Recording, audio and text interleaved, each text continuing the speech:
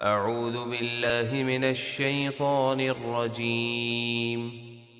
بسم الله الرحمن الرحيم.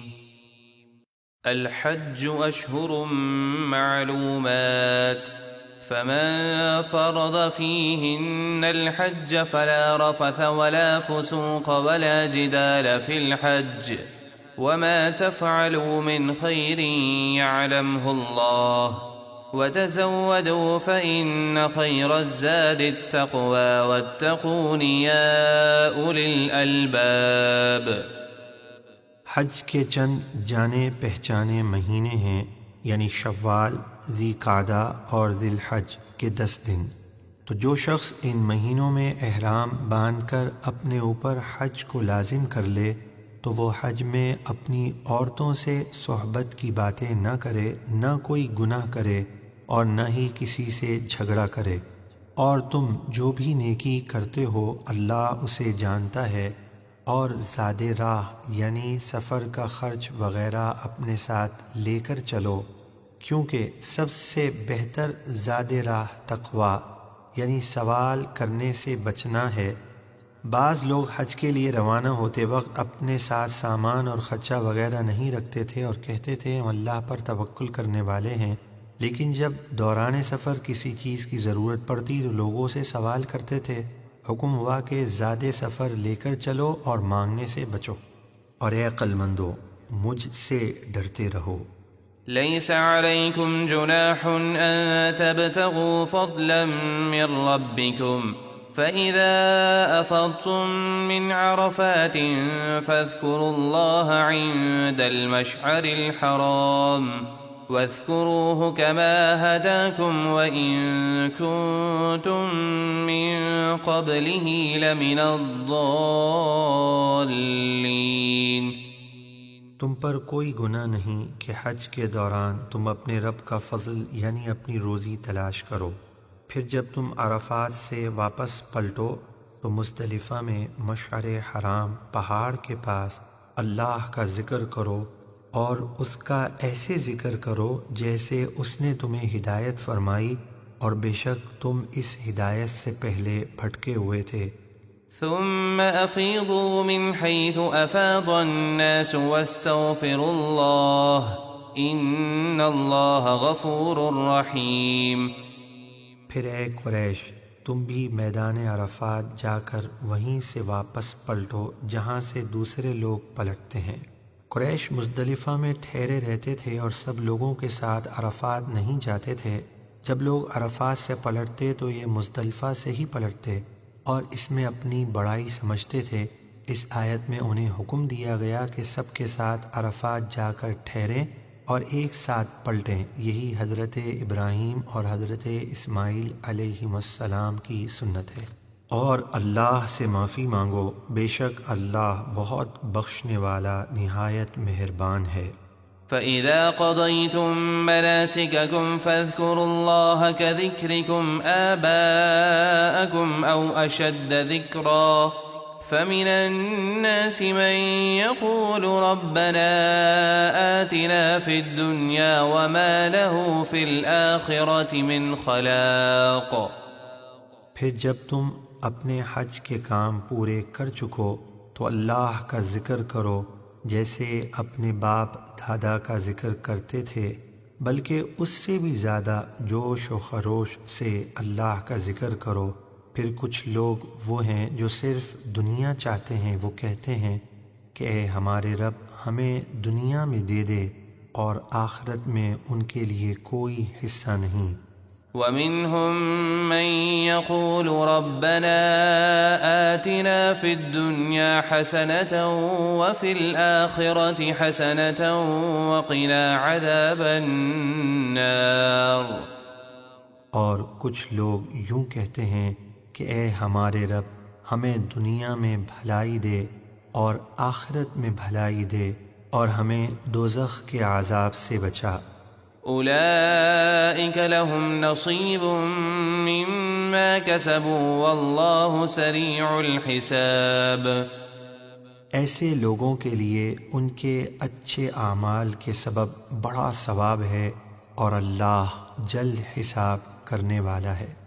واذكروا الله في أيام معدودات فمن تعجل في يومين فلا إثم عليه ومن تأخر فلا إثم عليه لمن اتقى واتقوا الله واعلموا أنكم إليه تحشرون۔ اور گنے ہوئے دنوں میں اللہ کا ذکر کرو، یعنی ایام تشریق میں نمازوں کے بعد، یعنی 9 ذی الحجہ کی فجر سے 13 ذی الحج کی عصر تک، اور منی میں شیطانوں کو کنکر مارتے وقت تکبیر کہو۔ پھر جو شخص جلدی کر کے 2 دن میں منی سے چلا جائے اور 13 ذی الحج کے لیے نہ رکے، اس پر کوئی گناہ نہیں، اور جو 13 ذی الحج کی رمی کے لیے یعنی شیطان کو کنکر مارنے کے لیے منی میں رہ جائے تو اس پر بھی کوئی گناہ نہیں۔ یہ خوشخبری پرہیزگار حاجی کے لیے ہے، اور تم اللہ سے ڈرتے رہو اور یقین رکھو کہ تم اسی کی طرف جمع کیے جاؤ گے۔ ومن الناس من يعجبك قوله في الحياة الدنيا ويشهد الله على ما في قلبه وهو ألد الخصام۔ اور لوگوں میں سے کوئی وہ منافق ہے کہ دنیا کی زندگی میں اس کی بات تجھے اچھی لگتی ہے، یعنی وہ بہت میٹھی زبان استعمال کرتا ہے، اور وہ اپنے دل کی بات پر اللہ کو گواہ بناتا ہے، حالانکہ وہ سب سے بڑا جھگڑالو ہے۔ وَإِذَا تَوَلَّى سَعَى فِي الْأَرْضِ لِيُفْسِدَ فِيهَا وَيُهْلِكَ الْحَرْثَ وَالنَّسْلَ وَاللَّهُ لَا يُحِبُّ الْفَسَادَ۔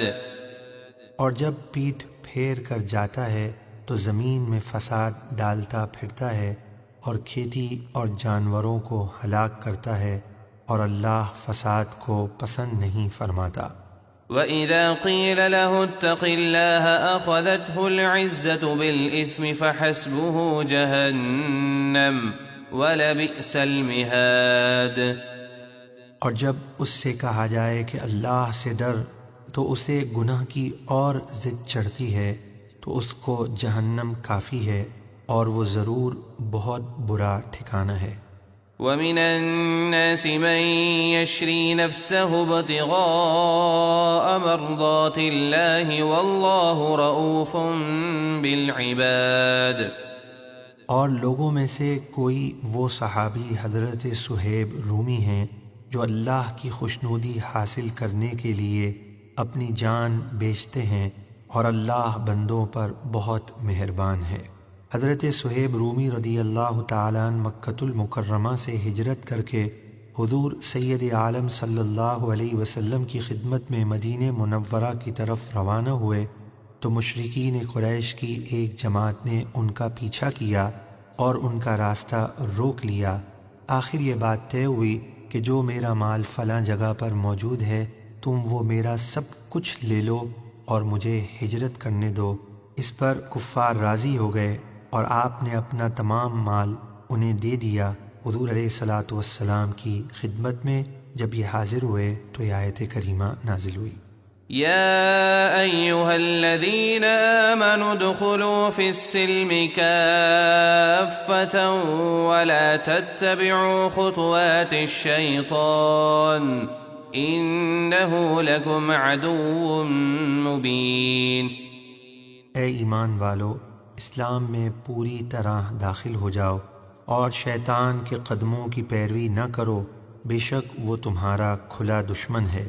فَإِن زَلَلْتُم مِّن بَعْدِ مَا جَاءَتْكُمُ الْبَيِّنَاتُ فَاعْلَمُوا أَنَّ اللَّهَ عَزِيزٌ حَكِيمٌ۔ پھر تمہارے پاس روشن دلیلیں آ جانے کے بعد بھی اگر تم سیدھے راستے سے پھسل گئے، یعنی اسلام کے خلاف چلے، تو جان لو کہ اللہ بہت غالب بڑی حکمت والا ہے۔